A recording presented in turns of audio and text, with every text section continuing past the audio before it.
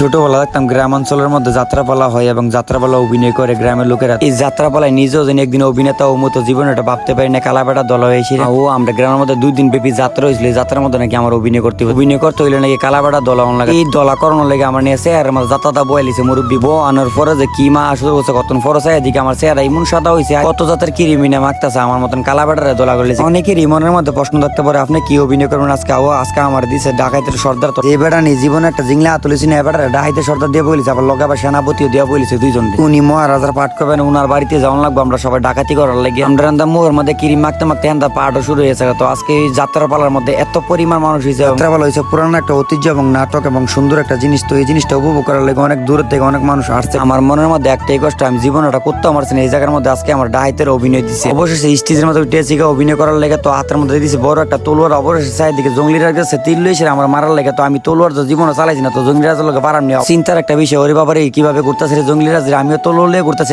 আমি হইলাম যে ডাকাইতের সর্দার। আমি ডরালে আমার লগে লগে চালাবেলা ডরে যাবো। আমি তলোয়ার লিয়ে ঘুরতেছি আর চিন্তা করতেছি আল্লাহ আমার বহুনি তীর ডুয়াইতে। যেভাবে জঙ্গলিরাজ আমার সামনে তীর ঘুরাইতেছে আমার মনে মনে একটা ভয় লেগেছে। ভয় লাগার উদ্যোগ তত্ত্বার বেটা লগে আমি আর পারাম লোক নিজে জান্ডা বাসায় এসে আইসি। তো পরের দিন আবার অভিনয় করার লেগে আমরা আবার সাহায্য গেলাম। তো আমি নাকি আজকে রাজার ছেলে। তো আমার বাবা নাকি ছোটবেলা মারা যাবে আমার রেখেছি। আজকের যাত্রাপালা বাবার অভিনয় করবে। এই লোকটা যাত্রাপালা দেখার জন্য অনেক দূর থেকে ফ্যান ফলোয়ার্স এবং বন্ধু বান্ধব অনেক আসছিল কিন্তু সময় দিতে পারিনি। আপনার সকলের কাছে কৃতজ্ঞতা কামনা করছি। সকল ধরনের ভিডিওতে অবশ্যই আমাদের রিলেটেড এই ফেসবুক পেজ থেকে সবাই ফলো করে পাশে থাকবেন। সকলকে ধন্যবাদ।